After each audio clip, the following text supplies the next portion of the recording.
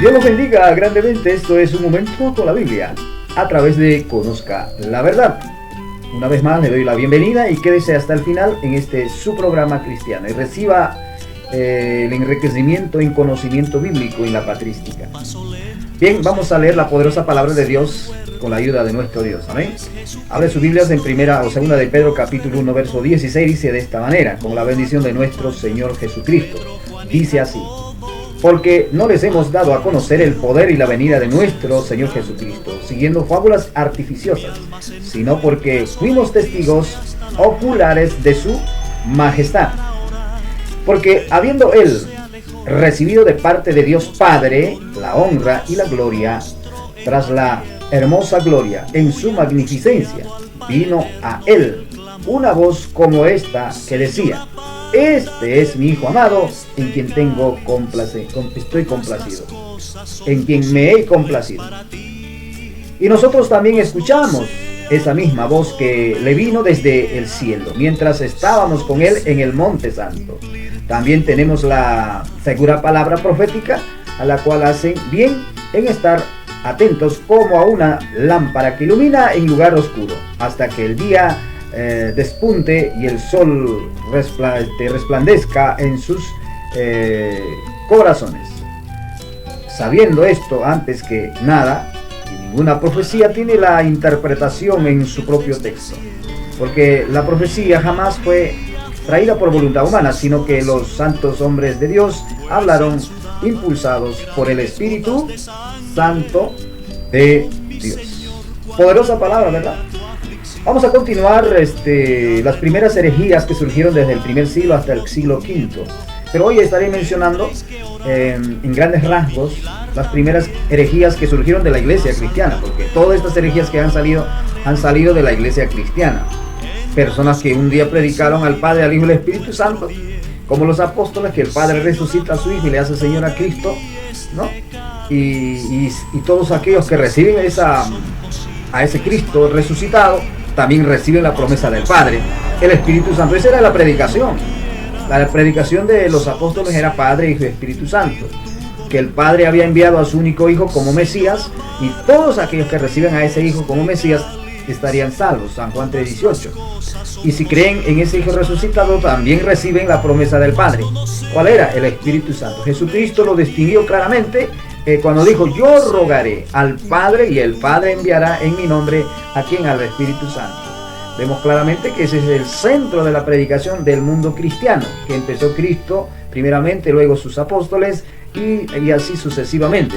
Entonces, dentro de este cristianismo han surgido personas que han abrazado voluntariamente herejía, o sea, eligieron creer en una doctrina totalmente que ellos habían aprendido al principio.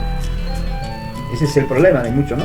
Entonces tenemos las herejías como apolinaristas, arrianismo, cátaros, coliridianos, docetismo, ibionismo, incratismo, febronianismo, fedeísmo, calicanismo, gnosticismo, husitas, iconoclastas, jansenismo, macedonianismo, mandeísmo, maniquismo, marcionismo, monarquianismo. Ahí está, ahora el monarquianismo ha resucitado hoy con el monarquianismo unicitario. Tenemos a monofisismo, también está resucitando. Monotelismo, montanismo, nestorianismo, nicolaitas, origenismo, pelagianismo. Tenemos también a pobres lombardos, pelagianismo, socinianismo, de Sósimo. Amén. Valdenses, valentinianos y wyclifitas. Esas son las herejías más primordiales que surgieron en todo esto. Y vamos a analizar los más principales que sacudieron a la iglesia cristiana, que predicaba al Padre, al Hijo y al Espíritu Santo con identidad propia, cada uno de ellos, Padre, Hijo y Espíritu Santo. Lo dice los apóstoles, lo dice Cristo. Cristo dice: yo he descendido del cielo no para hacer mi voluntad, sino la voluntad del que me envió. El Padre ama al mundo y de tal manera da a su unigénito Hijo. Tiene voluntad. La voluntad es una cualidad de un ser, de hacer o no hacer un hecho. Entonces, mis amados, vamos a hablar de las más herejías, o sea, herejías que quisieron sacudir a la iglesia cristiana en su tiempo. Amén.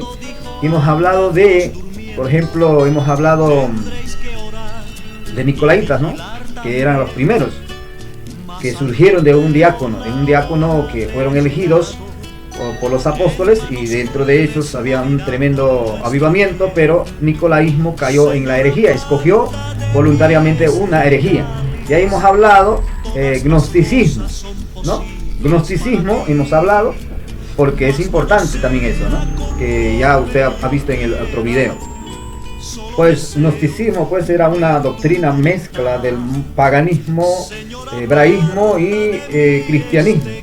Entonces era un problema muy grave en su tiempo, a lo cual Juan tenía que, según la patrística, según la historia cristiana, Juan el apóstol realiza un debate público delante del pueblo cristiano, y es el libro de Primera de Juan, Primera de Juan, donde él refuta el gnosticismo en una forma explícita.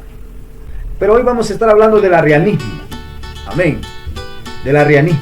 Recuerda que ya estamos en el tercer siglo. El arrianismo aparece en el tercer siglo.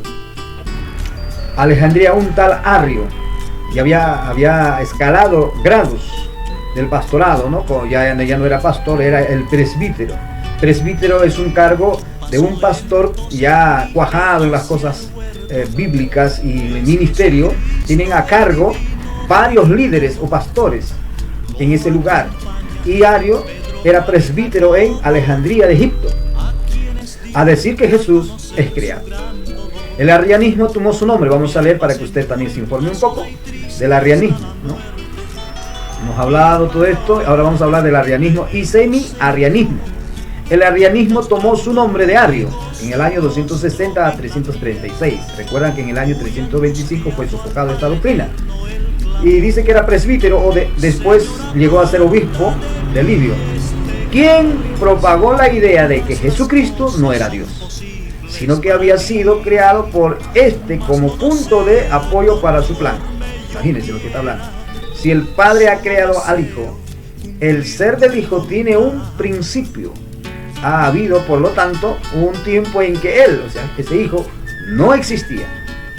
Al sostener esta teoría, negaba la eternidad del Verbo, lo cual equivale a negar su divinidad, ¿no? Admitía también la existencia de Dios, que era único, eterno, incomunicable. El Verbo, Cristo, no es Dios, es pura criatura, aunque más excelsa que todas las otras, dice, ¿no?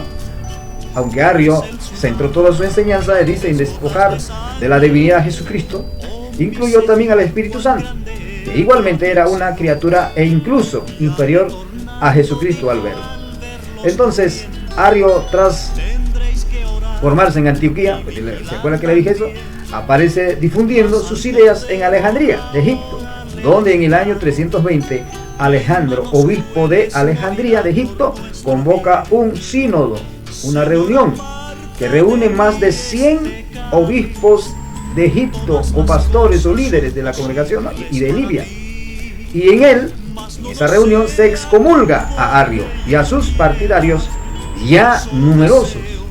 No obstante, dice, la herejía continúa expandiéndose, llegando a desarrollarse una crisis de tan grandes proporciones hasta el año 313, donde el emperador Constantino el Grande se vio forzado a intervenir para encontrar una solución y convocó el concilio de Nicea el 20 de mayo del año 325 después de Cristo, donde el partido antiariano, bajo la guía de Atanasio, diácono, solamente era diácono, ni siquiera pastor, diácono de Alejandría, logró una definición ortodoxa de la fe y el uso del término homoousios, consustancial de la misma naturaleza, para describir la naturaleza de Cristo.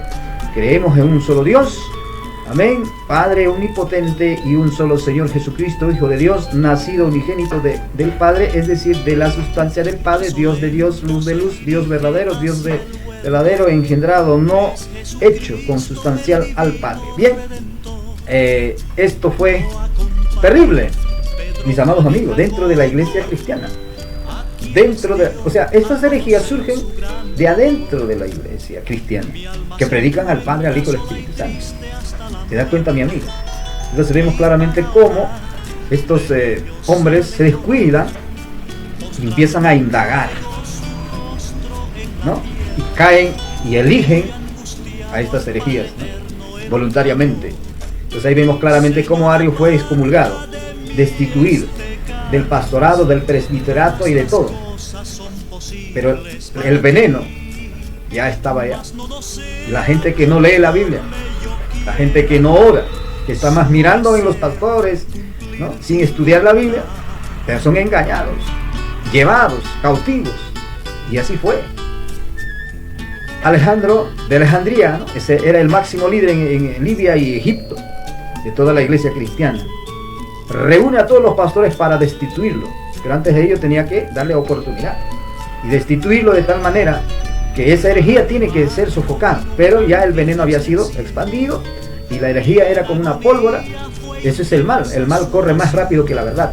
Rebalsó a Egipto, Libia, esa doctrina, y se empezó a ir fronteras más allá, de tal manera que ya fue un problema grandísimo, ¿no? De 313 hasta ese año, los emperadores romanos perseguían a la iglesia cristiana. O sea, la iglesia cristiana se enfrentaba al imperio romano político, pero también dentro de la iglesia, del seno de la iglesia, había problemas muy graves, y a eso estaban enfrentándose la iglesia de Cristo, la iglesia verdadera de Cristo. Era un problema muy grande, de tal manera que llegó a las fronteras de todas las naciones. Y en ese año el problema siguió. Entonces Constantino, viendo este problema, empieza a solucionar, como hemos leído. Reúne 320 obispos, o sea, líderes máximos en ese tiempo de todas las naciones que existía hasta ese tiempo la iglesia de Cristo en diferentes lugares. Reúne a todas las autoridades para hacer un debate de 2 meses, en lo cual Arrio fue refutado y su doctrina condenado, y Arrio y todos sus partidarios exiliados. Por eso que mire el que esté firme, que no caiga, dice la Biblia. El que esté firme, mire que no caiga, porque puede caer en la herejía, en la artimaña, en el engaño del error. Bien, vamos a seguir. Entonces, de esta manera hemos estado analizando sobre lo que es el arrianismo. Entonces, el arrianismo predicaba que Jesús era creado, Padre, Hijo y Espíritu Santo, en una sola deidad o divinidad. No 3 dioses, sino un solo deidad, una sola divinidad, una sola naturaleza, para el Padre, para el Hijo y para el Espíritu Santo. Entonces, mucha gente se confunde con esta doctrina porque es algo profundo. Y empiezan a decir, no, Padre, Hijo y Espíritu Santo son dioses. No, Señor, usted está equivocado. Los apóstoles predicaban al Padre, al Hijo y al Espíritu Santo con distinción, y no eran 3 dioses, sino que estas 3 con identidad de personalidad estaban en una sola esencia, en una sola naturaleza. Y eso no es Dios. Cuando hablamos del treteísmo, se tiene que entender que el treteísmo enseña que hay un Dios con naturaleza propia y con deidad propia, y otro Dios con naturaleza propia y su deidad propia. Entonces esos serían 2 dioses. En este caso no estamos hablando de dioses con diferentes naturalezas y con diferentes deidades. Estamos hablando con identidad de personalidad en el Padre, en el Hijo y en el Espíritu Santo, que están en una sola divinidad, en una sola naturaleza, en una sola deidad. Así como nosotros, usted y yo, somos seres humanos. En la tierra vivimos más de 7 millones de personas. Todas esas personas están en una sola naturaleza. ¿Cuál es? La especie humana. La Biblia presenta a ese Dios bíblico con los 66 libros de la Biblia. Esa Biblia presenta a ese Dios bíblico que en una deidad, en una sola naturaleza, en una sola esencia está el Padre, el Hijo y el Espíritu Santo. ¿Ven? Eso es profundo. Mucha gente se tropieza ahí. Por eso que se levantaron. Arrio se levantó para decir que el Hijo identificaba al Padre, identificaba al Hijo y al Espíritu Santo, pero de una forma totalmente errada. El Padre es el único Dios. El Hijo no puede ser Dios porque es creado, lo dice la Biblia, dice. Engendrado. Para ellos engendrado es crear. Bueno, luego arrianismo lo degeneraba el Espíritu Santo, que era menor que Jesús. Ese es lo más terrible, ¿no? Entonces, si Jesús fuese creado, ¿cómo es Hijo? Si el Hijo os libertare, seréis verdaderamente libres. ¿Cómo es que siendo Hijo dijo, Hijo, tus pecados te son perdonados? ¿Y por qué lo mataron? Porque dijo, Hijo de Dios soy. desde el punto de vista hebraico, concepto hebraico, decir hijo de Dios, pues se consideraban como si fuera linaje de Dios. Por eso que le quisieron matar con apedradas. Por buena obra no te apedreamos, sino por la blasfemia que dices, siendo hombre, que te haces igual a Dios. No estaba igualándose a Dios, era Dios hecho carne. Era el verbo, el logos de Dios hecho carne. Bendito sea Cristo. Entonces la gente cuando pierde la espiritualidad y la oración y el ayuno y la lectura de la palabra, cae en herejías. Vamos al monofisismo. Voy a hablar de estos dos corrientes, monofisismo y el nestorianismo, que aparecen en el año 400-500. Me dije que los primeros herejías que surgen, ya voy a terminar, hasta el siglo V, o sea, en el año 500. Aparece en el año 500 y 400 aparecen dos corrientes, que hoy lo tienen algunos. Vamos a mencionar quiénes son. Tenemos al monofisismo. ¿Quién era el monofisismo? Era un señor sacerdote Eustaquio. Amén. Este señor decía que Padre, Hijo y Espíritu Santo era el mismo, sino, o sea, ese era el mismo. Simplemente eran funciones, dicen velo, títulos.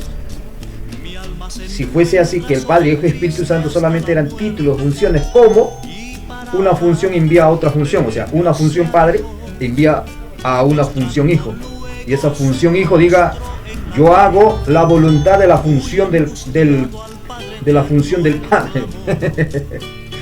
Esa es una herejía, ¿no? Eso eran sacerdotes católicos que también cayeron en herejía y fueron refutados y condenados su doctrina.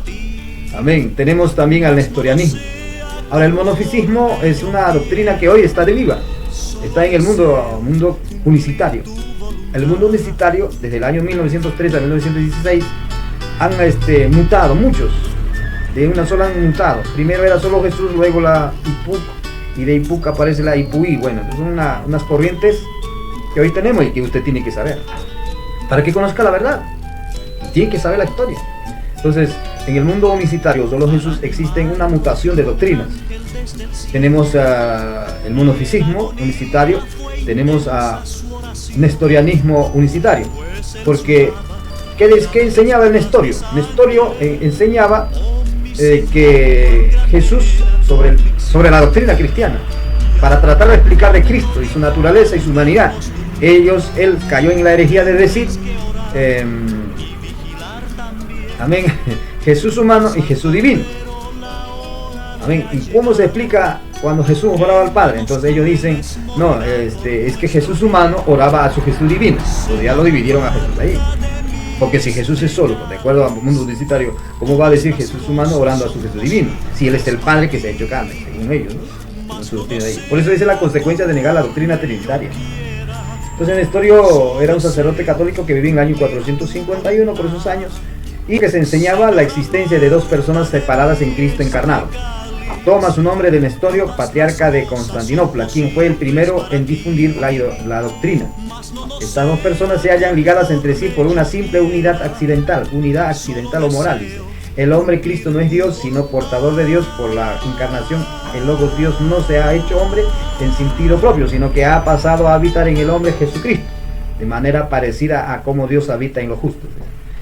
Entonces prácticamente dividieron, pues, Jesús hombre, Jesús divino. Y hoy hay muchas doctrinas de esto, hay muchas doctrinas. O sea, Jesús humano orando a su Jesús divinidad. Una doctrina que también falla, una herejía. Y estas cosas que fueron sofocados han resucitado, mis amados hermanos. Y eso tenemos que cuidarnos. Porque la consecuencia de negar a la doctrina trinitaria caen en estas cosas. Y la consecuencia de negar que en Jesucristo existe doble naturaleza en un solo ser, caen en estas herejías.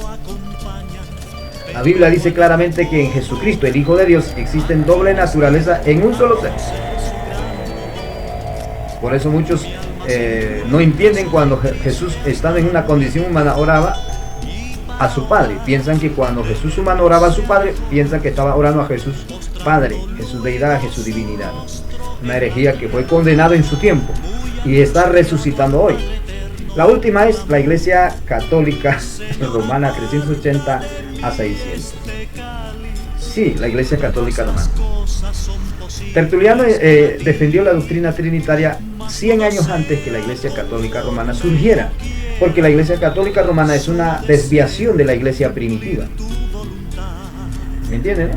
La iglesia primitiva predicaba al Padre, al Hijo y al Espíritu Santo. Y esa doctrina, la identidad de personalidad que había en ese Dios bíblico, Padre con identidad propia, Hijo con identidad propia y el Espíritu Santo con identidad propia.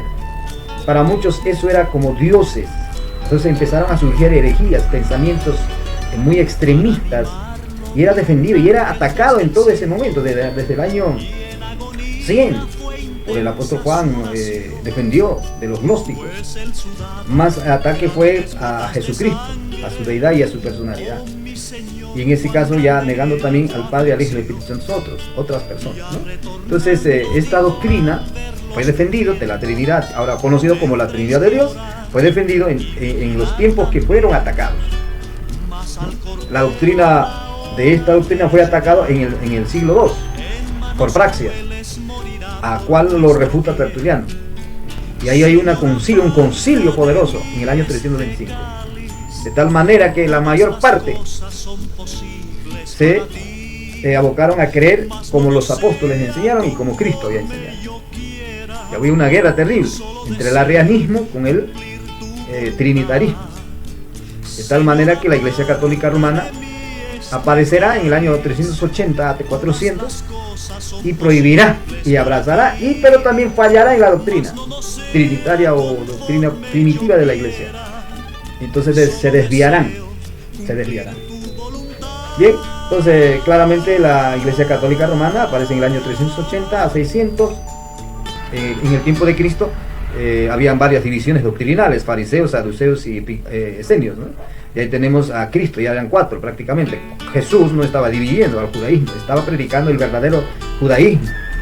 Amén. Los fariseos no creían en bueno, ellos creían en el cielo y todas estas cosas, ¿no? Pero los saduceos no creían ni en el cielo, ni en los ángeles, nada.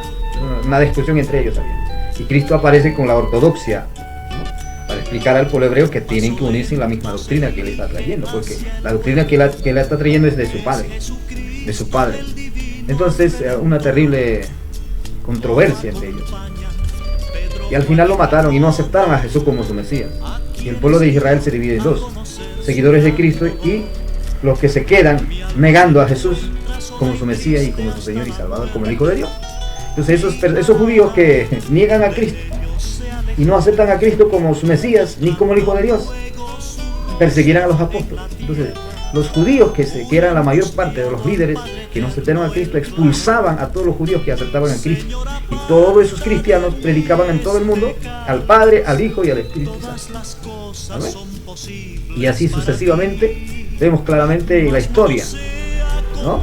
Y herejías que han surgido para atacar esto, dentro de la iglesia o fuera también de la iglesia. Esta es la verdad de la historia de la iglesia primitiva. Amén. Podemos hablar muchas cosas más, pero son algunos principales para que usted conozca la verdad. Ahora, la palabra católica también no fue inventada por el Imperio Romano. La palabra católica ya se hablaba antes que la Iglesia Católica Romana surgiera, ¿no? Y de esa manera la palabra católica significa universal. Cuando hablamos de la palabra católica no podemos vincular a la Iglesia Católica Romana para decir que están herejías, una desviación doctrinal. No, la palabra católica es cristiana, es de la iglesia primitiva. Entonces hay mucha gente que tiene fobia al catolicismo, y cuando un trinitario predica al Padre, al Hijo y al Espíritu Santo, le vinculan con el catolicismo sin conocer la historia.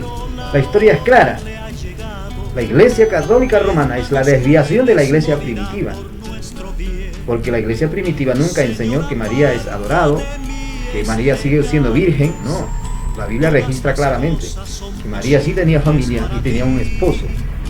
Amén. Y estaba orando para recibir al Espíritu Santo. Entonces hay doctrinas que han ya surgido en la Iglesia Católica Romana por la desviación que ellos tuvieron de la iglesia primitiva. Y habrá una guerra nuevamente. Los verdaderos cristianos nuevamente acudirán a las catacumbas porque serán perseguidos por la organización de la Iglesia Católica Romana. Terrible. Hasta 1500, donde Martín Lutero tratará de reformar a la Iglesia Católica Romana, pero no podrá. Amén. Entonces, gracias a Martín Lutero por la libertad de conciencia. Amén. Entonces, Martín Lutero es el reformador. Su supuestamente de la Iglesia Católica, pero la Iglesia Católica no quiso y surge ahora pensamientos desde el punto de vista bíblico denominacional, ¿no? Ahora tenemos muchas denominaciones y ahí aparecen grandes organizaciones cristianas, predicadores trinitarismo. Entonces Martín Lutero abre esa puerta y hombres que conocen la verdad empezarán a traducir, y al traducir también algunos cometerán errores, y de esos errores también surgirán ciertas herejías. Eso es así, pero la verdad está siempre ahí. El Paracleto, el Espíritu Santo, siempre nos guiará a toda verdad. Amén. Luego, todas estas de la Reforma, surgen muchas organizaciones cristianas, no solamente ortodoxas, sino también van a surgir, o sea, dentro del mundo cristiano reformado van a surgir muchas también, muchos. Por ejemplo, anglicanos, adventismo, Asamblea de Dios, bautista, calvinistas, ciencia cristiana, congregacionistas, cuáqueros, discípulos de Cristo, ejército de salvación, episcopalianos, espiritistas, espiritualistas, trinitarios marianos, gnósticos, Hare Krishna, hombres de negocio, Iglesia Apostólica de la Fe en Cristo Jesús, Iglesia de la Unificación, secta Mon, Iglesia Electrónica, judíos mesiánicos, los Illuminati, los masones, los mormones, los del mundo, luteranos, menonitas, metafísica cristiana, metodista, nazarenos, nueva era, New Age, oración fuerte al Espíritu Santo, pentecostales unidos los solo Jesús, que en el año 1913, presbiterianos, rosacruces, teosofos, testigos de Jehová, valdenses, voz de la piedra angular. Eso es lo que van a salir ahora, ¿no? Y cada uno enseñará sus doctrinas, amados hermanos. Pero estas son cosas que nos hacen ver que Cristo viene pronto a levantar su iglesia. Ahora, la iglesia de los pentecostales de 1900 y la reforma de la iglesia protestante. Y ahora, la unicidad, lo solo Jesús, es la falla, es la desviación de los pentecostales, de las asambleas de Dios. ¿Sí? Siempre Satanás, que el Señor lo reprenda, no querrá que la iglesia marche unida. Siempre habrá Satanás dividiendo la obra de Dios. El que esté firme, mire que no caiga. Sin santidad, nadie verá a Dios. Amados hermanos y amigos, estas son unos pocos síntesis o resumen de la iglesia, de la historia de la iglesia cristiana. Espero que esto sea de bendición para usted, pues compártalo, y que usted y yo estemos firmes en la verdad. ¿Quién es la verdad? Jesucristo, el Hijo de Dios. Los mensajes de Cristo, Padre, Hijo y Espíritu Santo. Yo rogaré al Padre y el Padre enviará otro Consolador. ¿Quién era el Espíritu Santo? La predicación del Evangelio es Padre, Hijo y Espíritu Santo. Jesucristo dijo: toda autoridad, toda potestad me es dada. Vayan a todas las naciones predicando y haciendo discípulos, pero también bautizando a esos discípulos en el nombre del Padre y del Hijo y del Espíritu Santo. Esa es la orden de nuestro Señor Jesucristo. No hay otra orden que Él dio para el bautismo. El bautismo en agua es una ceremonia o un adicional a la salvación. La salvación es por la fe. No se puede mezclar la salvación con el bautismo. Aquel que cree que Jesucristo es el Señor nace de nuevo, y ese recién nacido es discipulado, y después del discipulado puede bautizarse cumpliendo la justicia de Dios como lo hizo Cristo. Cristo es el precursor de la gracia. Él es nuestro ejemplo. Ahí está el bautismo. ¿Amén? Si mucha gente dice que el bautismo no perdona pecados, entonces Jesús, ¿de qué pecado fue perdonado? Jesús dijo claramente que el bautismo no era para perdón de pecados, sino para cumplir la justicia de Dios. Todo cristiano que nace de nuevo, todo cristiana que nace de nuevo, tiene un encuentro personal con Jesucristo después de haber recibido una doctrina cristiana para que viva durante su vida cristiana con esas enseñanzas firme, ¿no? Entonces recibe esas enseñanzas y anhela ser bautizado, cumpliendo la justicia de Dios, como un verdadero hijo de Dios. Amados hermanos y amigos, Dios le guarde, Dios le bendiga.